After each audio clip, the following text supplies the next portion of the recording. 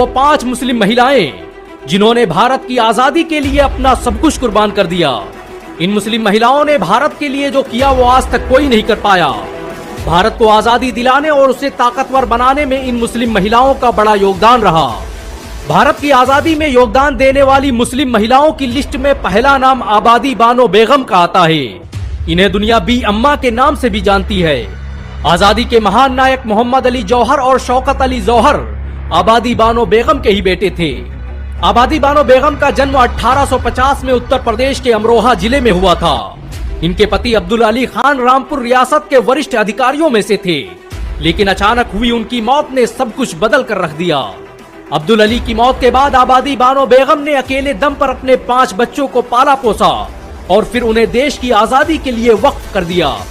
आबादी बानो बेगम पहली भारतीय मुस्लिम महिला थी जिन्होंने सक्रिय रूप से राजनीति में हिस्सा लिया और भारत की आजादी में निर्णायक भूमिका निभाई। इन्होंने 1917 में अंग्रेजों के खिलाफ सबसे ज्यादा पैसे दान किए और 1920 में खिलाफत आंदोलन का नेतृत्व किया। अंग्रेजों ने जब एनी बेसेंट और मौलाना मोहम्मद अली जौहर और शौकत अली को गिरफ्तार करके जेल भेज दिया तो आबादी बानो बेगम ही वो महिला थी जिन्होंने बाल गंगाधर तिलक के साथ मिलकर आंदोलन चलाया। कहा जाता है कि आबादी बानो बेगम की नमाजें कभी कज़ा नहीं होती थीं। वो भरे आंदोलन के बीच भी इबादत के लिए वक्त निकाल लेती। उनके द्वारा अखिल भारतीय मुस्लिम लीग के अधिवेशन में दी गई स्पीच आज भी सबसे खतरनाक स्पीच मानी जाती है।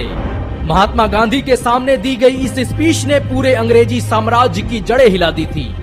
भारत की आजादी में योगदान देने वाली महिलाओं की लिस्ट में दूसरा नाम बीबी अम्तुस सलाम का आता है। इनका जन्म 1917 में पटियाला के मशहूर जमींदार अब्दुल माजिद खान के यहाँ हुआ था। इन्हें महात्मा गांधी की बेटी के नाम से भी पुकारा जाता है। बीबी अम्तुस सलाम ने भारत की आजादी और हिंदू मुस्लिम एकता को मजबूत करने में बड़ा योगदान दिया।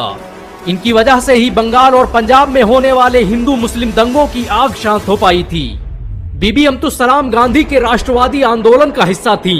इन्होंने कई सालों तक गांधी के सेवाग्राम आश्रम का संचालन किया। ये कई सालों तक इंडियन वुमेन कांग्रेस कमेटी का हिस्सा रहीं। 1947 में भारत पाक बंटवारे के वक्त इन्होंने शरणार्थियों के लिए बहुत से संगठन बनाए और लोगों की विस्थापित होने में मदद की। इनकी कोशिशों से ही पटियाला भारत का हिस्सा बन पाया था। भारत की आजादी में योगदान देने वाली महिलाओं की लिस्ट में तीसरा नाम बेगम हजरत महल का आता है। इन्होंने ही 1857 में अवध में होने वाले स्वतंत्रता संग्राम का संचालन किया था। बेगम हजरत महल का जन्म 1820 में फैजाबाद में हुआ था।